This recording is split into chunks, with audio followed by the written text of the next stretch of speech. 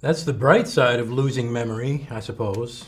Your optimism has been set in stone. Maybe, if that's how you wanted me to remember. Either one.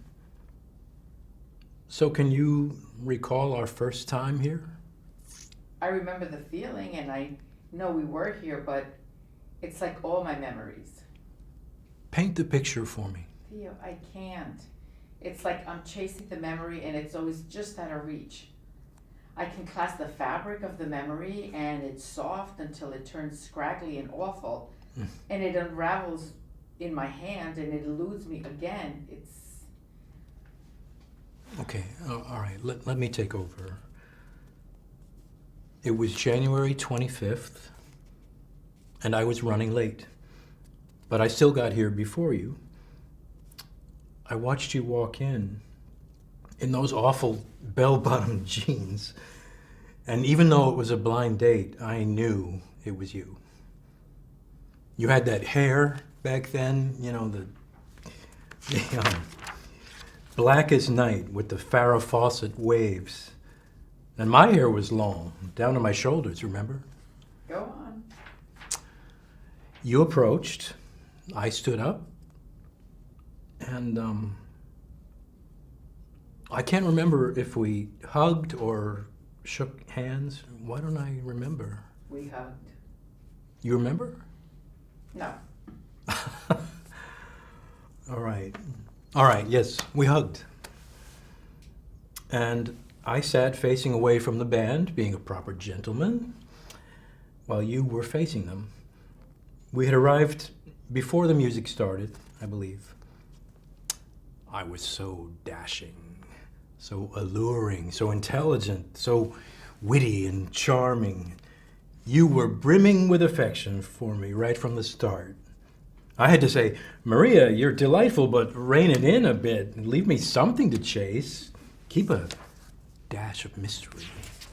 Be serious. All right, all right, all right. The music began. And I didn't know if I could talk to you over it or if that would be bothersome, but I wanted to know everything about you and you about me, and we couldn't help ourselves. So we talked. And you told your story, and I shared mine, and we both had freshly emerged from heartbreak. You wanted someone kind. That was all. And it made me ache for you. All I wanted was kindness too. Too bad you ended up with me. I thought we were delving into solemnity now. I am. I was the band like. What was the band like? Oh, it was, actually, I think, okay, I suppose I don't actually recall the band at all. It was a weather report cover band. The drummer played a wooden cajon and there was a double bass, right? I have no clue. Your brain. She is an enigma. Shall we continue? Well, it was freezing, so we were wearing layer upon layer, and each time you shed a layer, we enjoyed a few drinks and an appetizer, perhaps fondue, and we laughed and sipped, and your eyes, they were green, just like now. And you had that freckle on your sclera, and I couldn't fathom that you were here with me, much like I can't fathom that you're still here with me now. I felt in awe of you.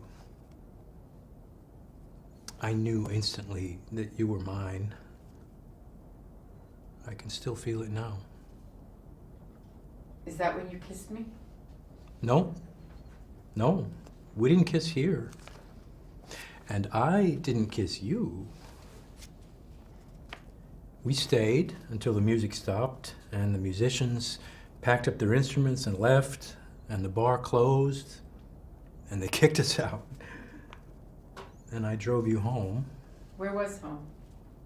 Oh, that tiny apartment with the 5-story climb. You had a roommate who was deeply into psychedelics. Oh, I don't remember that. It's all right. I drove you home, and we lingered in my car outside your building. I had that Plymouth Barracuda you despised, but I thought was so cool.